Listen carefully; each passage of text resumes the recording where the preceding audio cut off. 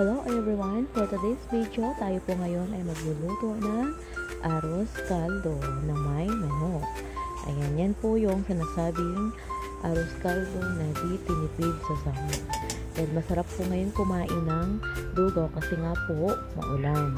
So ayun, dali-dali na po akong pumunta sa palengke at ang binili pong part ng manok ay ang chicken wings dahil yan po ang paborito ng mga tao rito. Charis. So, ayan, nagkisa na po ako dyan ng luya, bawang at sibuyas. Inuna ko po ang luya kasi po ang luya ay matagal po siyang maluto. So, sinunod ko na po dyan ang ating mga manok.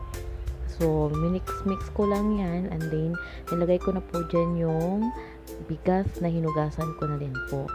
So, isabay na po natin yan pakuluan para po sabay na din maluto ang manok at ang kanin at ang bigas. Ayun. So, kailangan po sa gagawa ng lugaw or caldo, lagi pong hahaluin para hindi po dumikit ang bigas sa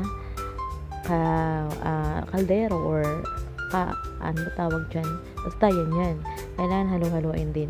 So pag medyo malambot na po yung kanin, nagdagdag po ako dyan ng 2 itlog para po masarap.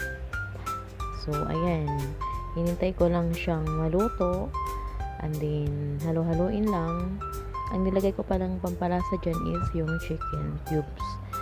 So, yan. Luto na po yan. Ready to serve na. Thank you. Bye.